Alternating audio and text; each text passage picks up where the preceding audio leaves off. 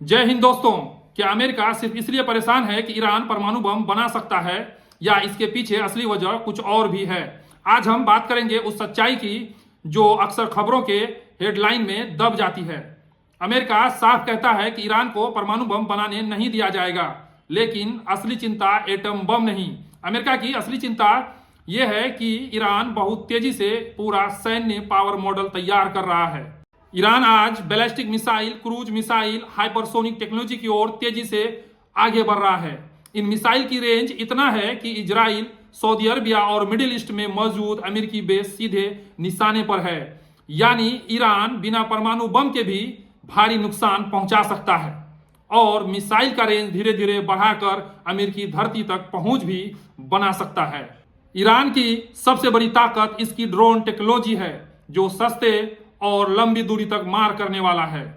चाहे यूक्रेन युद्ध हो, मिडिल ईस्ट हो, लाल सागर हो, इसकी हर जगह चर्चा है। यह अमेरिका के महंगे हथियार सिस्टम के लिए सीधे चुनौती है। ईरान अपने एयरफोर्स को भी अपग्रेड कर रहा है, अपने पुराने सिस्टम को घरेलू तकनीक से बदल रहा है, सेना को सेल्फ रिलायंट बना रहा है और ईरान की नेवी भी दुश्मन को डराने, थकाने और नुकसान पहुंचाने के लिए काफी है। इसी वजह से मिडिल ईस्ट में दूसरे देशों की तरह ईरान को हथियार के लिए अब पश्चिमी देशों पर निर्भर नहीं रहना पड़ेगा। अमेरिका का असली डर यह है कि अगर ईरान पूरा मिलिट्री पावर बनता है तो मिडिल ईस्ट में मौजूद देश जैसे सऊदी अरब, कुवैत, बहरीन, तुर्की जैसे देशों में इनकी पकड़ ढीली पड़ जाएगी और उनके सहयोगी देशों की सुरक्षा भी चुनौती में पड़ जाएगी और हथियार बाजार पर भी अमेरिकी पकड़ कमजोर होगी। सबसे बड़ी बात यह है कि यूनाइटेड नेशन अब उस स्थिति में नहीं कि यूनाइटेड नेशन का इस्तेमाल कर ईरान पर दबाव बनाया जा सके।